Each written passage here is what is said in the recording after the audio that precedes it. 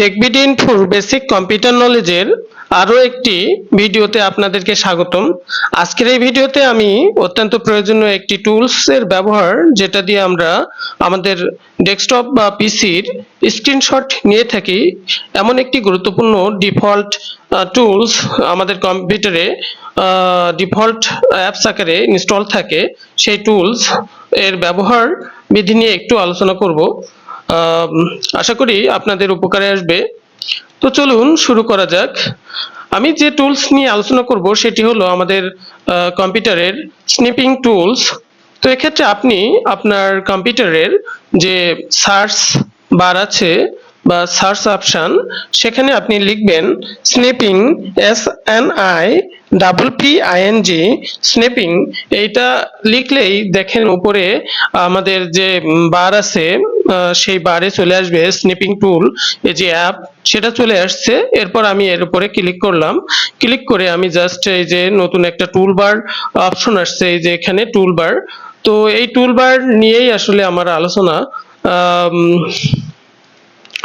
তো প্রথমে আমি একটু দেখি টুলবারে কি আছে, তারপরে কিভাবে টুলবার এটা ব্যবহার করে আমরা স্ক্রিনশট নিতে পারি সেই বিষয়টা নিয়ে আলোচনা করব।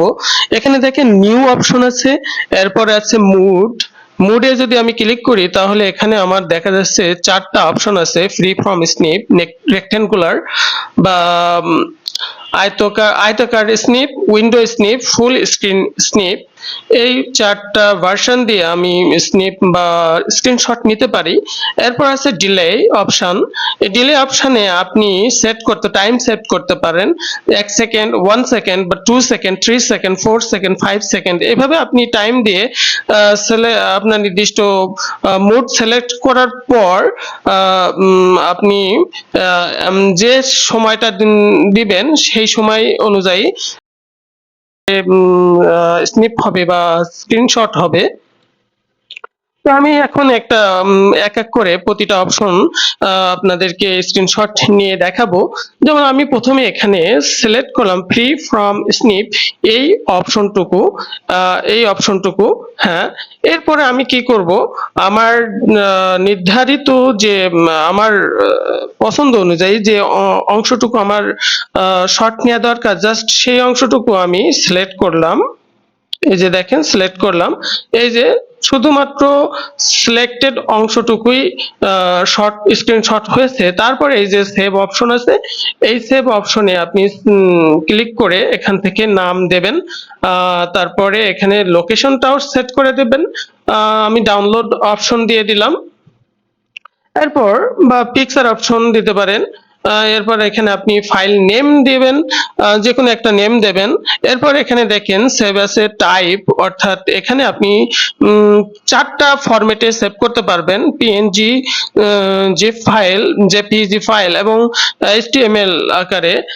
তো পিএনজি আকার আমি এখানে সেভ করলাম। ওকে, আমার ফাইলটা পিএনজি আকারে এই সেভ হয়ে গেল এই স্ক্রিনশটটা। অ্যাগেইন আমি এখানে আরো দেখেন রেক্টেঙ্গুলার স্নিপ আছে, তো আমি সিলেক্ট করলাম। ওকে, এরপর আমি কি করলাম, নিউ অপশনে যে নতুন আরো একটি স্ক্রিনশট নেব, সো আমি নিউ অপশনটা সিলেক্ট করলাম। করলে এখন দেখেন আমি যা আমার যে রিজনটুকু সিলেক্ট করব সেটার আকৃতি রেক্টেঙ্গুলার শেপ হয়ে গেছে, যেহেতু আমি এখানে এই যে মোডে রেক্টেঙ্গুলার স্নিপ সিলেক্ট করে রাখছি। এরপর যথারীতি আমি এখানে সেভ করতে পারি।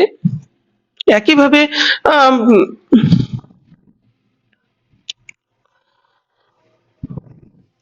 আমি এখান থেকে কিছু কাজও করতে পারি। যেমন এই যে সাইডে আছে সেন্ড স্নিপ, এটা ইমেইল আকারে পাঠাতে পারি। এরপর আমার যদি এখানে কোনো কিছু লেখার প্রয়োজন হয় তাহলে আমি লিখতেও পারি। যেমন আমি এখানে যা খুশি তাই লিখতে পারি এই টুল দিয়ে। এরপর দেখেন হাইলাইট করার অপশনও আছে। এখানে কোনো অংশ যদি আপনি হাইলাইট করতে চান তাহলে অবশ্যই হাইলাইটও করতে পারবেন, কালার চেঞ্জও করতে পারবেন। যে হাইলাইট, এরপর এই যে এটা ইরেজার, আপনি চাইলে এটা আবার মুছতেও পারবেন। হ্যাঁ, এইভাবেই আর কি। তারপরে আরো একটি মোড আছে যেমন উইন্ডো স্নিপ, পুরো উইন্ডোটাই স্নিপ হয়ে যাবে। আম,